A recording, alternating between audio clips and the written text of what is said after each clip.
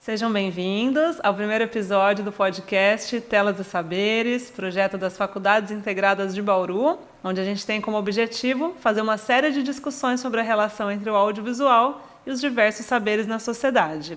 Eu sou Liene Sadi, professora nos cursos de comunicação aqui da FIB, e essa é a Miriam Gilberti Pátaro, que media comigo esse projeto.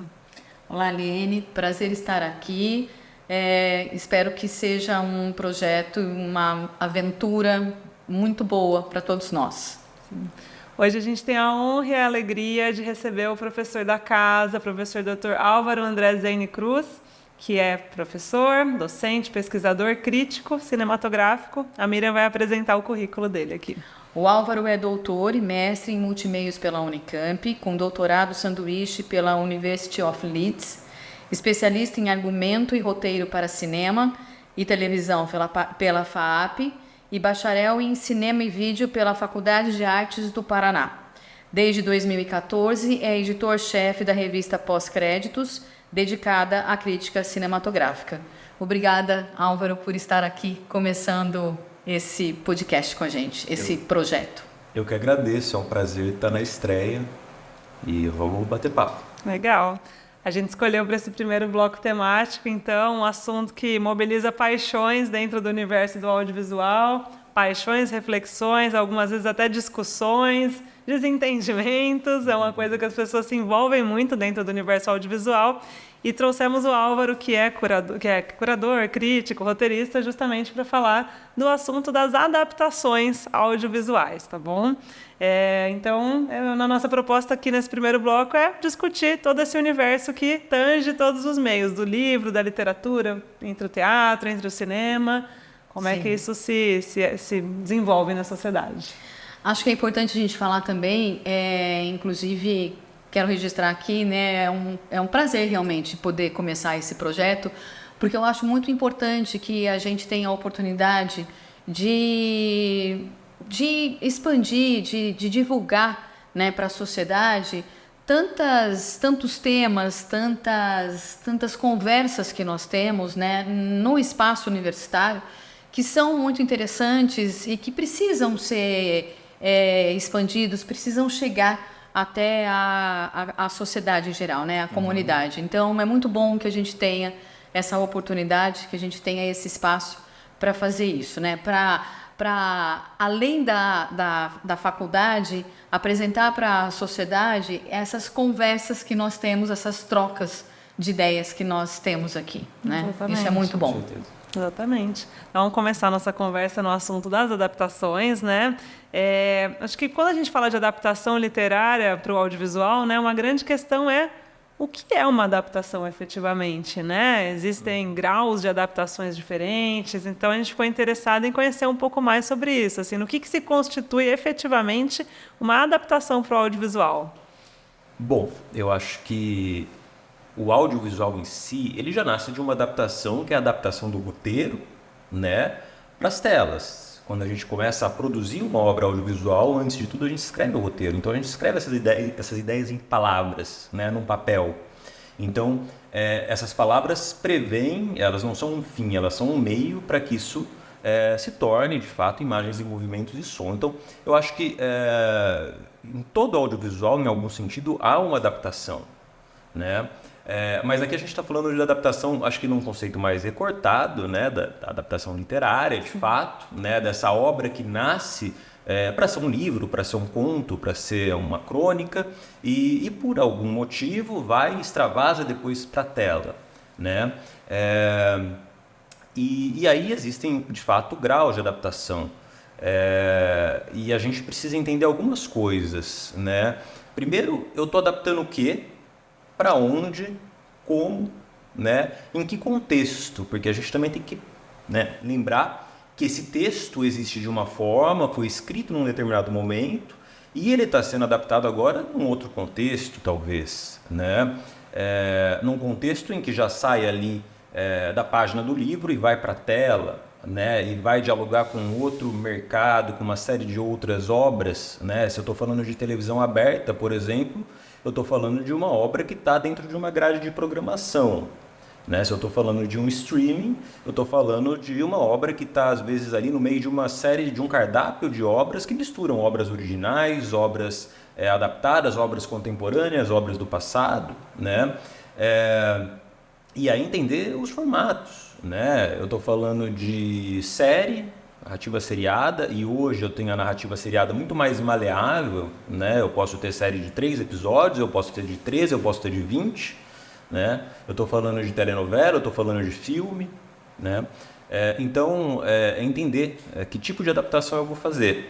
O Doc Comparato, no livro dele, ele trabalha com graus de adaptação no manual do roteiro dele, que é um manual precursor no Brasil. O Doc foi o primeiro, acho que teórico, a adaptar, de certa forma, as ideias do Sid Field e tal.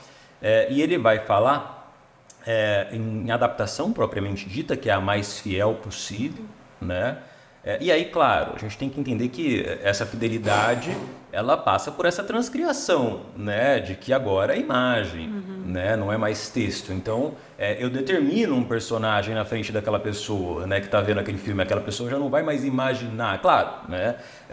Eu não estou impossibilitando aquela pessoa de imaginar, mas no pacto que eu estou fazendo com aquela obra, eu estou apresentando, não, esse é fulano de tal, né? Ele vai falar inspirado em, adaptação livre e a recriação completa, né? Que muitas vezes pega um fiapo ou pega só o centro da obra e recria todo o entorno daquela obra, né? Então, ele vai desse grau mais fidedigno, né? Mais fiel ao original, até o mais livre possível, tá? E aí depende, claro, muito de obra a obra. Eu gosto muito do caso, que é um dos meus livros preferidos, que era 6, da Maria José Dupré, e que foi adaptado várias vezes já para televisão, né? Se eu não me engano, a adaptação que a Globo fez agora em 2000 foi a 5ª adaptação, e a 3ª a partir do mesmo texto, que foi um texto da Tupi, que o Silvio de Abreu e o Rubens Evaldo Filho fizeram ali nos anos 70. Depois esse texto foi refeito e foi, de certa forma, adaptado de novo pelo próprio Rubens Evaldo Filho. O Silvio de Abreu já estava na Globo, já não participou, para o SBT nos anos 90. E essa adaptação tem um caso muito curioso, porque tem uma colaboração da atriz. A Irene Havashi, já ouvi ela contando essa história em entrevistas. Eles estavam montando o cenário, tal, o figurino, e ela disse que ela tinha muita dificuldade de entrar naquela personagem da Dona Lola. E ela não entendia muito bem por que ela tinha essa aresta, essa dificuldade de entrar ali. E aí um dia ela se olhou no espelho no set e aí ela entendeu. E ela chegou para a equipe de arte e falou assim, gente, a história dessa mulher é de uma mulher que rala para pagar a hipoteca da casa. Ela come banana como mistura porque ela não tem dinheiro para comprar carne. Olha o figurino que eu tô de colar de pérolas e plumas e paetês. Imagina, e isso não é a personagem, claro, né? Então a adaptação ela passa, claro, pelo roteiro, mas ela pode ter essa contribuição de outros lugares, porque são vários criadores, né, juntos. E aí, agora quando a Rede Globo produz Éramos 6, eles partem de novo desse texto lá da Tupi, mas de novo adaptam, e aí a Ângela Chaves, que fez a adaptação final, ela fala, olha, não faz mais sentido a essa altura do campeonato a gente ver pela 5ª vez a história da Dona Lola sozinha no asilo no final da novela, com aqueles filhos que têm aquela meia felicidade, né? Porque a história da Maria José Dupré é meio melancólica, né? Nenhum dos filhos fica completamente feliz no final, né? Todos têm alguma questão. E aí a grande subversão dela, nessa obra, é dar a todos um final feliz de alguma forma. Então aquele filho que tinha um mau casamento, mas que ficava rico, se separa e abre mão da fortuna e fica mais feliz assim, né? O outro filho que queria correr ao mundo e corria o mundo sozinho, corre o mundo, mas agora ao lado de uma companheira, e a Dona Lola no final se casa novamente e compra de volta a casa, né, que ela tinha perdido, e no final tem essa adaptação do texto, entre uma voz-over, no finalzinho da novela, e fala assim, éramos 6, agora somos muitos, e aí abre-se uma comunidade em volta daquela protagonista.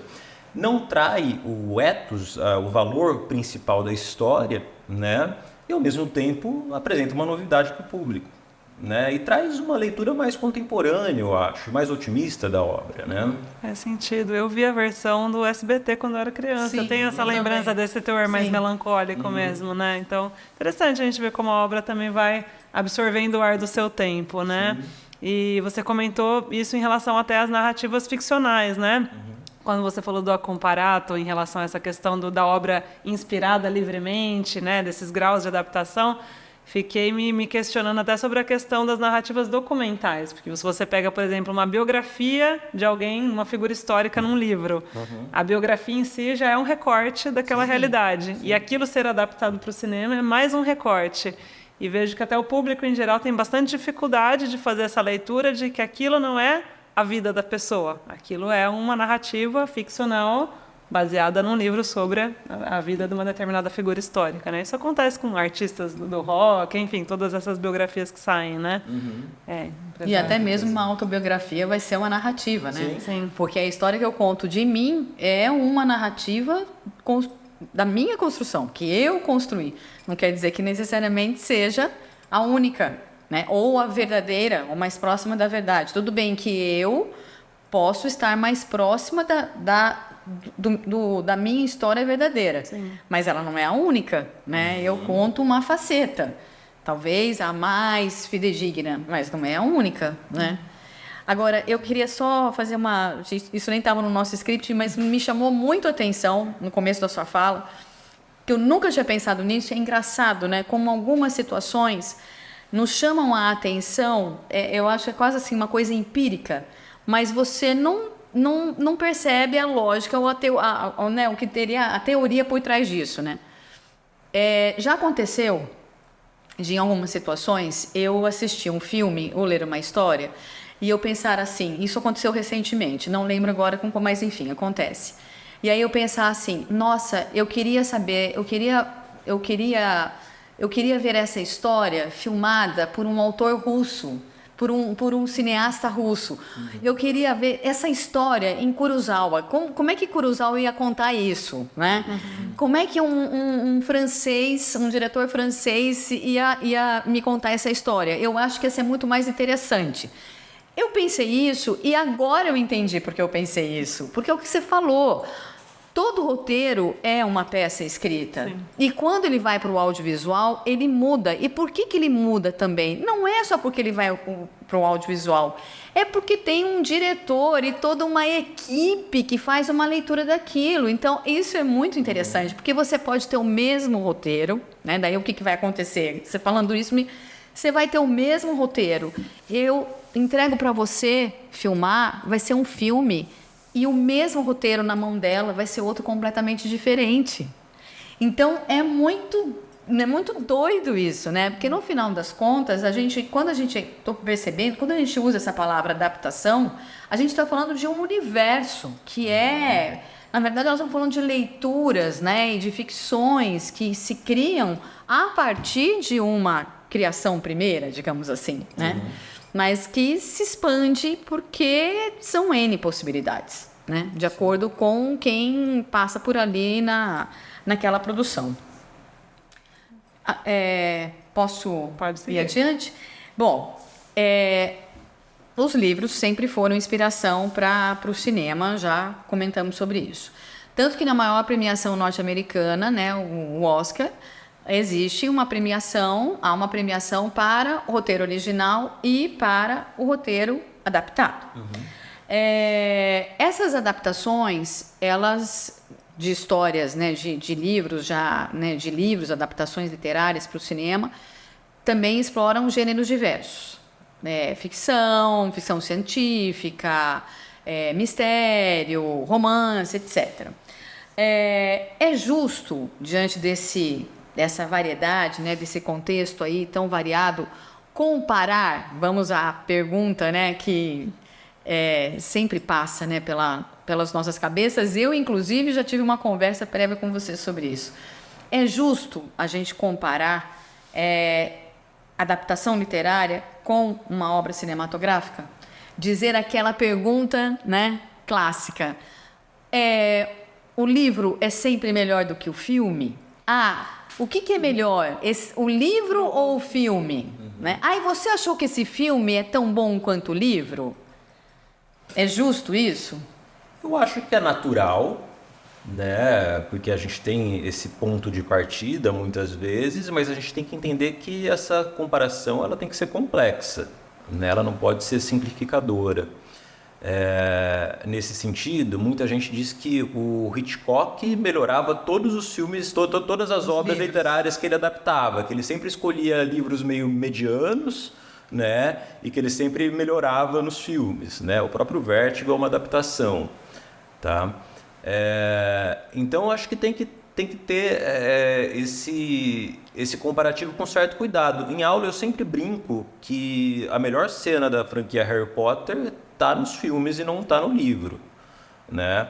Que é aquela cena do 7.1, As Relíquias da Morte, parte 1, em que o Ron vai embora, eles brigam e ele desaparece, e Hermione e o Harry ficam ali, Hermione corta o cabelo do Harry e começa uma música no rádio, eles começam a dançar.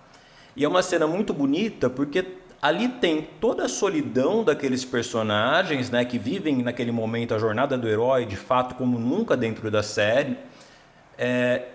Tem essa coisa deles estarem indefesos contra o mundo e tem a sexualidade ali, né? Então é uma cena em que eles dançam com carinho e tal, mas de repente eles se separam e aí na cena seguinte ela fala uma coisa que tem um subtexto, ela fala assim: nunca mais me deixe cortar seu cabelo. Tem um subtexto aí, né? Tipo assim, olha, eu tô carente, eu gosto do seu amigo, então é melhor a gente ficar meio separado aqui, né? Os livros da J.K. Rowling são profundos, mas eu não me lembro de uma síntese tão potente como tem nessa cena. Esse roteiro é do Stephen Kloves, que adaptou quase todos os livros dela, né? E às vezes, acho que também no segundo filme eu acho que melhora. Por exemplo, a J.K. Rowling, eu acho ela uma boa escritora, mas ela tem um problema com o ritmo, eu acho, muitas vezes nas sagas. E no último livro tem uma coisa assim, eles passam metade do livro para destruir um Horcrux, né? Que é aquele objeto que carrega a alma do Voldemort. Sim. E aí parece que acho que ela falou, nossa, eu perdi 300 páginas para destruir uma, faltam 5, né? E agora? Ela tem que correr atrás das outras. Eu lembro disso quando eu li. E aí tem o Horcrux que o Harry se separa dos outros dois e quando eles se reencontram, a Hermione fala assim, destruiu um Horcrux. Aí você fala assim, mas como assim, gente? Eles passaram 300 páginas para destruir uma, a outra a gente nem vê sendo destruída. Sim. E aí no 8º filme isso aparece, como uma grande cena, inclusive, que é o primeiro beijo dos dois. Então, às vezes, o roteiro, a obra tem essa sabedoria de detectar falhas, né, narrativas e melhorá-las, tá? O Stephen King, por exemplo, é muito criticado, que diz que as pessoas falam que ele deveria se ater ao papel dele de romancista, porque sempre que ele quer meter o bedelho nas traduções audiovisuais, ele atrapalha, né? Tanto que tem uma série, se eu não me engano, do Iluminado dos anos 90, em que ele atua mais porque ele ficou muito satisfeito com o Ele não gosta Kubrick, do filme, né? Eu recentemente vi uma crítica dele, ele não gosta do filme, né? Você está abrindo ali o filho para o mundo também, né? Se for pensar, eu ia até perguntar sobre isso, se existe algum registro desse grau de inferência, né? Por exemplo, da J.K. Rowling nas decisões de roteiro, né? Como isso costuma se dar na indústria, né? Eu acho que tudo isso é muito, muito contratual, né? E vai muito de caso a caso. Então eu sei desse dado do Stephen King, que não gosta de algumas adaptações, interferiu mais em outras, né? A própria J.K. Rowling passou a atuar nos roteiros agora, ela escreve os roteiros da nova saga, né? Do Animais Fantásticos, né? Até porque é um roteiro que supera os livros, né? Não existe livro acompanhando aquela saga. Sim. Então ela tem entrado como roteirista argumentista, né? E aí acho que depende muito. A própria Maria José Dupré, ela detesta um desdobramento que apareceu nas novelas, que é o fato de que o Júlio tinha uma amante nas novelas.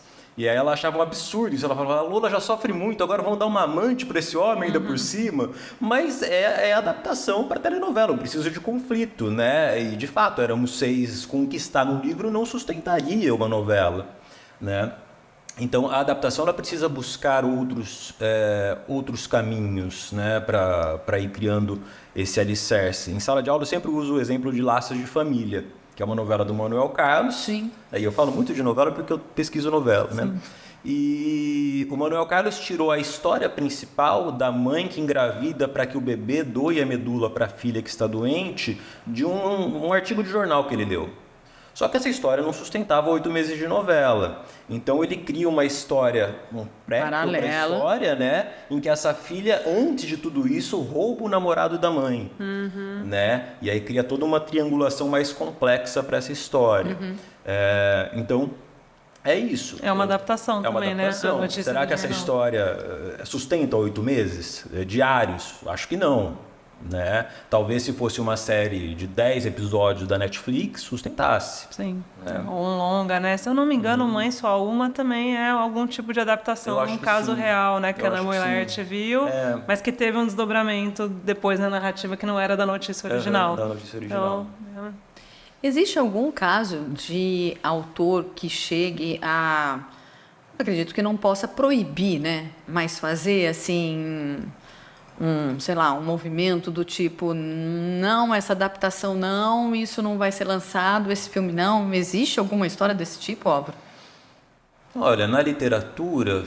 Algum autor que tenha ficado assim muito irritado com a adaptação, que tenha ficado, sei lá, indignado e feito algum movimento para, tipo, não vai lançar isso porque está subvertendo a minha obra original. Eu acho que é muito raro que isso aconteça, porque uma vez que assinou o contrato, né, é muito difícil...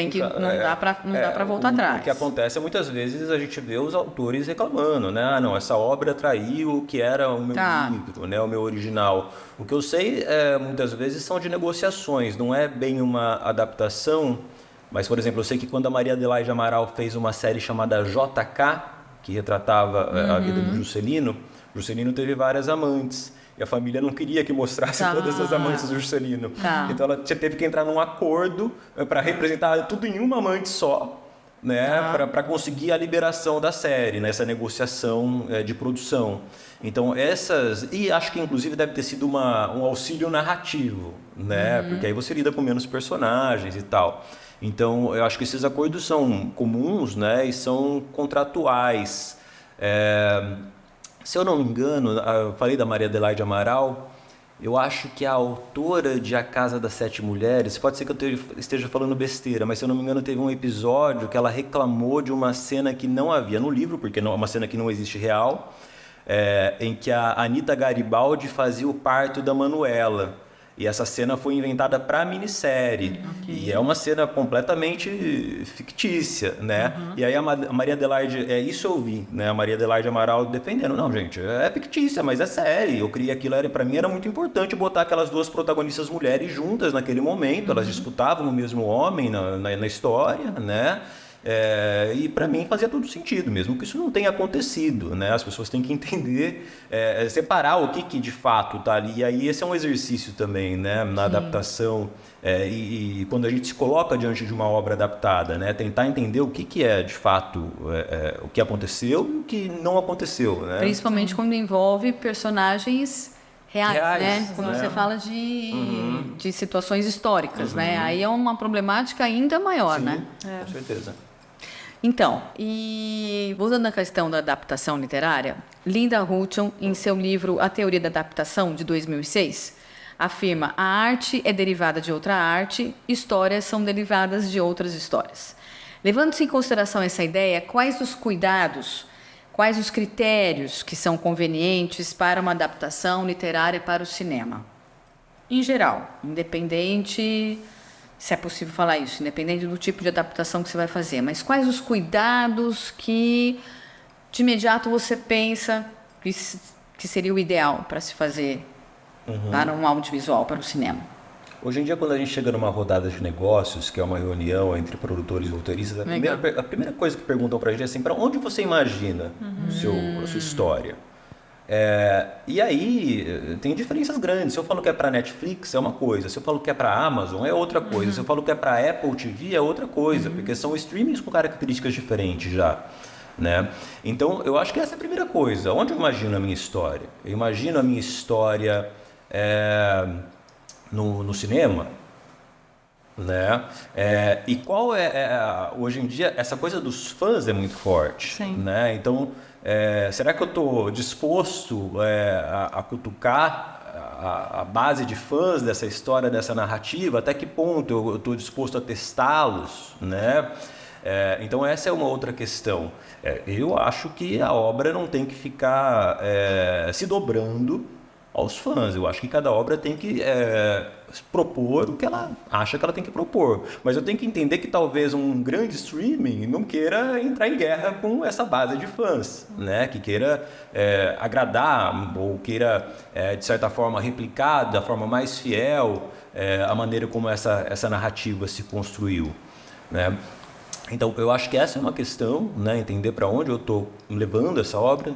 Eu ia só comentar que eu estava me lembrando agora das questões de adaptação dos quadrinhos da Marvel, né? Porque mobiliza sempre uma grande base de fãs. E você falou dessa relação como modelo de negócio, para quem é isso, né? E eu vejo muito essa discussão entre os filmes que são para sala de cinema, os grandes blockbusters, e as séries que vão para streaming. Então, você pega uma série tipo Demolidor, por exemplo, ela já tem aspas, muitas aspas, grau de fidelidade com quem é esse demolidor do quadrinho, essa personalidade mais soturna, enfim, que no filme, quando esse personagem ele é constituído, ele vai respeitar alguns graus da personalidade, mas grosso modo é um tipo de produto que ele está voltado para a maior quantidade de pessoas possível, porque é sala de cinema.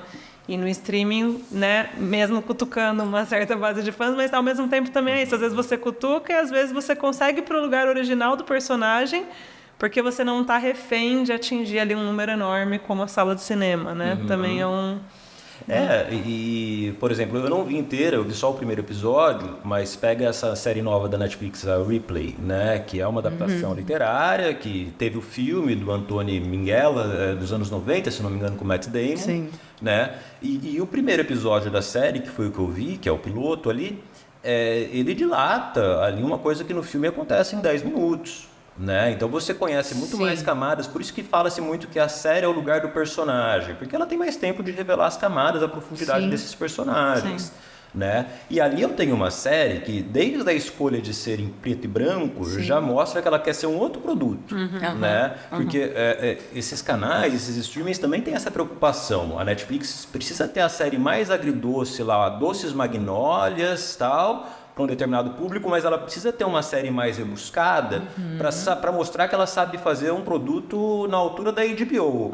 E a HBO, por sua vez, que era It's Not TV, It's HBO, também está caminhando ali para ser um pouco mais Netflix, né? Para lançar esse cardápio mais diversificado. E aí, nesse sentido... Eu não me lembro muito bem da adaptação, mas eu não achava um filme horroroso, aquele da Bússola de Ouro, que é uma adaptação infantil. Sim. Mas dizem que a série eu não vi, mas dizem que é muito melhor do que o filme, né? Fez algum sucesso ali, acho que está no Max, né? Na HBO Max. Eu não me interessei pela série por conta do filme, eu não achei, não chama. E tem um hiato grande envolveu. entre eles, né? Porque o filme acho que é ali... Enfim, e tem coisas às vezes que são publicidade. Eu me lembro que, por exemplo, quando Crônicas de Nárnia lançou no cinema, ela foi vendida, pelo menos aqui no Brasil, como o novo Senhor dos Anéis. E aí, pra mim, aquilo foi uma decepção, porque eu acho que a única coisa que tem ali em comum é a fantasia e a amizade do Tolkien. Porque são coisas muito diferentes, tá muito mais pra uma história sem fim, uma outra coisa, né?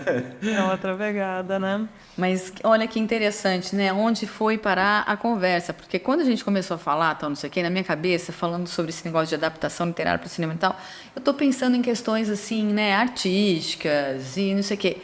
E de repente o Álvaro, né, com essa última, ele veio e deixou muito claro: indústria cultural, né? Olha só, a resposta dele começou assim: para onde vai o meu roteiro? Ou seja, o meu produto vai ser vendido onde? Exato. Aí a gente chega na indústria cultural. Olha que coisa doida, né? Maluca. E é exatamente isso, quer dizer, é um produto. Para onde vai ser vendido? Você não é assim, a minha visão é isso, eu tenho, né, quero mais pender para esse valor. Não, é um produto. Onde vai ser vendido? Exato. Quem é o público consumidor? Né? Qual é o canal?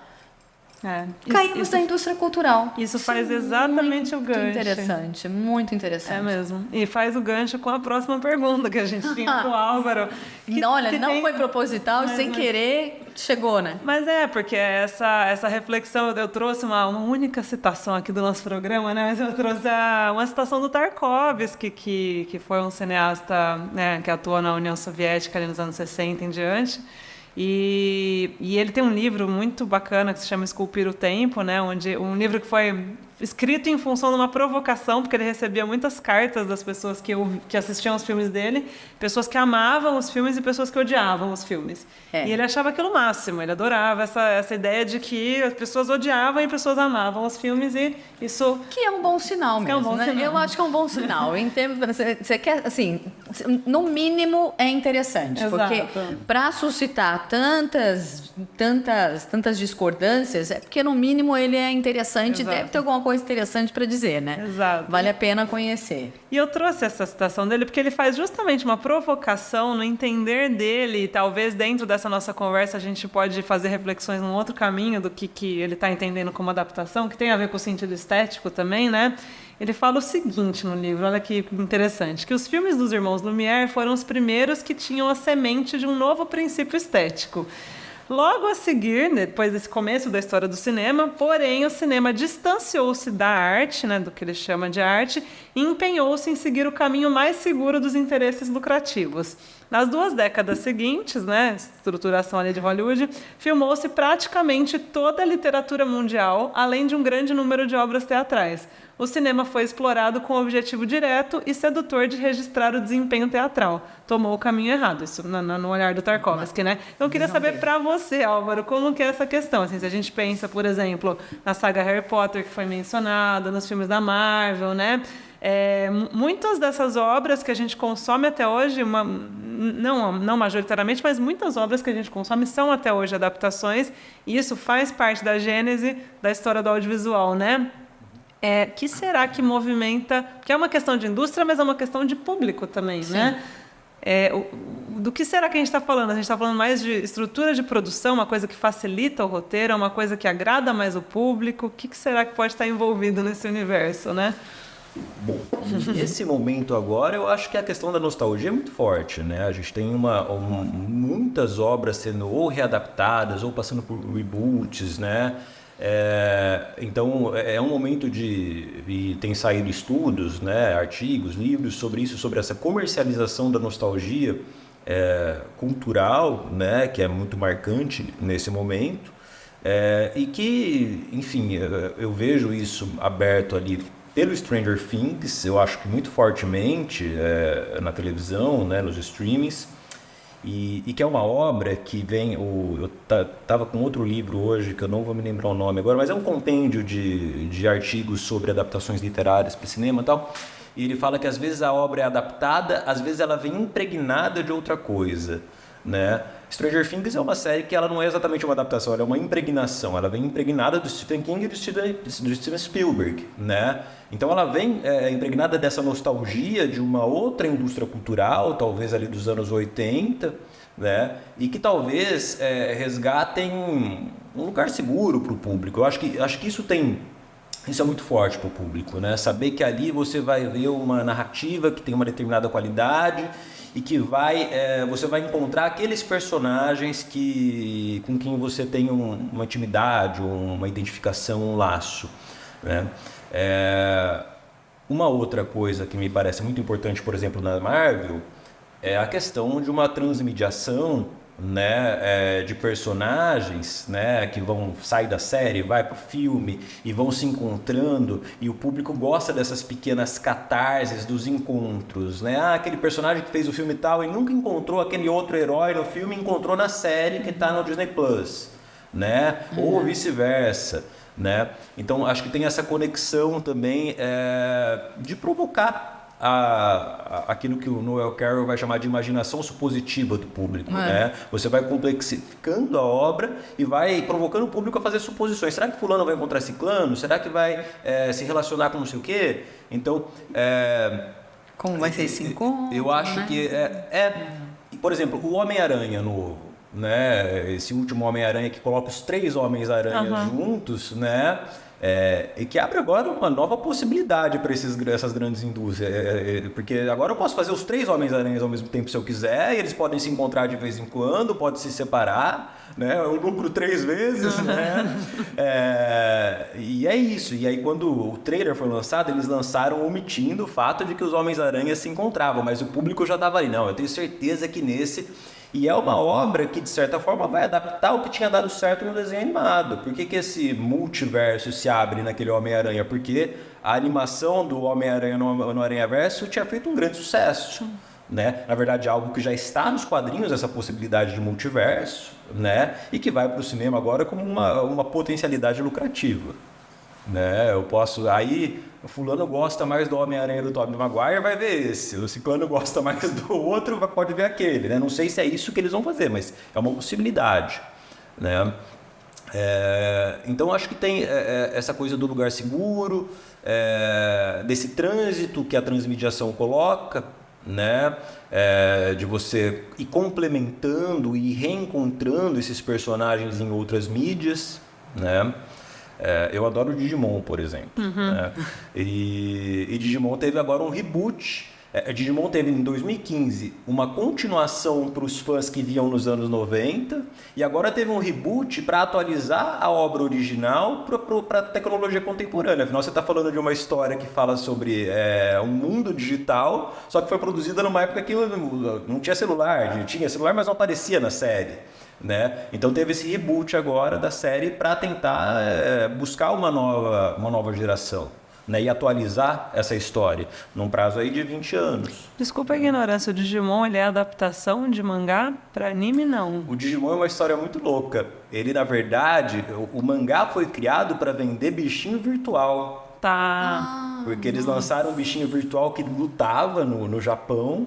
E aí eles criaram um mangá para, de certa forma, apontar. E aí depois que vieram o anime, os filmes, né? E os jogos têm uma conexão muito interessante. Os jogos conectam as temporadas que são completamente desconexas, né? Passam em universos à parte. Indústria. Exatamente, mas eu também estou pensando o quanto esses canais, esses meios, eles acabam tornando um pouco mais próximo ou, digamos assim, tornando real, entre aspas, de certa forma materializando o que passa pela imaginação dos leitores, né? Porque a partir do momento que você oferece para um espectador, para um receptor, uma história, um personagem, dependendo de como ele se envolve com aquilo, a imaginação dele começa a correr. E aí vem o que você acabou de falar. De repente o espectador está lá, nossa, e se aquele personagem encontrasse o outro, o que será? Ele começa a criar histórias na cabeça dele. E imagina o que é para um espectador como esse, e é exatamente, né? Quando ele vê isso, de certa forma, apresentado para ele, no filme, no jogo, né? No texto, no livro. Pode não ser exatamente como ele pensou, mas aquilo aconteceu de alguma forma. O que para ele de alguma forma, é um encantamento, é encantador, né? E as pessoas, assim, e por que a indústria cresce? Porque isso tem uma demanda, né? E de alguma forma tudo isso é arte. E aí acho que é exatamente aquela pergunta, né? Por que a arte existe? Bom, uma das perguntas é porque a vida não é suficiente. A arte existe porque a vida não é suficiente. Porque aquilo que eu vivo não é suficiente. Eu preciso preencher isso com arte. E por que eu estou falando? E aí eu falo isso e está me vindo na cabeça uma situação que não tem nada a ver com filme, com eu assistindo o filme, mas situações assim muito doidas quando o filme chega na vida de uma forma totalmente inusitada. Eu estou lembrando de um vídeo que eu vi ontem na internet de uma cena de metrô em São Paulo que o cara aparece fantasiado de Homem-Aranha. Você já viu esse vídeo? Não vi. O cara aparece fantasiado de Homem-Aranha no metrô e ele começa a falar assim: Mary Jane, onde você está, Mary Jane? Onde você está? Todo mundo começa a rir, de repente ele está lá e ele anda pelo vagão e de repente ele está lá no fundo do vagão, ele vem correndo, se pendura no negócio do metrô. Tem uma mulher sentada, ele se pendura ao lado dela e fala assim: Mary Jane, me beije, Mary Jane, me beije, e me dá um beijo, e todo mundo cai na risada. É o caminho inverso. Ele está trazendo o filme para o cotidiano dele. Olha que bom. Quer dizer, é muito... Como as coisas no final, é indústria, tudo bem, mas se mistura. Sim. Porque a gente precisa disso, né? Eu acho que se tornou uma necessidade mesmo do ser humano a vida não é mais, só a vida não é suficiente. Eu preciso das histórias, eu preciso das narrativas, sejam elas escritas, sejam elas pelo cinema. E agora com essas oportunidades tecnológicas, a gente cria esses diálogos todos, que acaba sendo muito enriquecedor, né? Isso é muito legal. E nesse caso você consegue até mapear o que são esses interesses, né? Tem um termo que a gente vê muito quando fala de espectador, que é o fanservice, né? Que é o roteiro criado a serviço dos fãs. Então você vai assistir determinados filmes e esses comentários que o Álvaro fez, justamente, né? Coisas que seriam interessantes para o público, você já vai sacando enquanto você assiste o filme. Isso é fanservice, são coisas, elementos colocados que foram colhidos, digamos assim, nesse consciente coletivo da rede social. O espectador se apresenta como um ser faminto e aí vamos alimentá-lo, né? Ele está faminto disso, ele apresenta do que ele está faminto e aí vamos alimentá-lo. É isso. Né? É curioso isso, mas agora, da perspectiva de quem cria, dos canais, né, de quem compra, né, as ideias, eu acho que é por segurança. Sim. Né? Você adapta porque você sabe que aquela obra tem ali um mínimo de respaldo, né? Não é à toa que tem tanto remake de telenovela agora, né? Não é à toa que as séries muito baseadas fortemente em personagens vão à literatura, porque a literatura geralmente tem uma gama de personagens muito bons ali, muito fortes, né?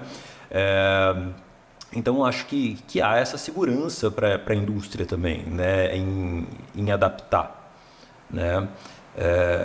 Acho que é isso. Mas vamos finalizando? Vamos finalizando. Mas se pensando numa situação em que você, Álvaro, fosse dado a você a oportunidade de você adaptar uma obra literária, um conto, um autor, sem pensar em público, sem pensar em canal, se alguém chegasse para você e oferecesse a oportunidade de você, Álvaro, eu vou bancar, eu vou produzir a obra que você escolher. Não pense em público, não pense em canal.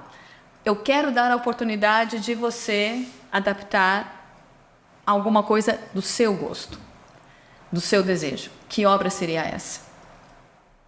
Bom,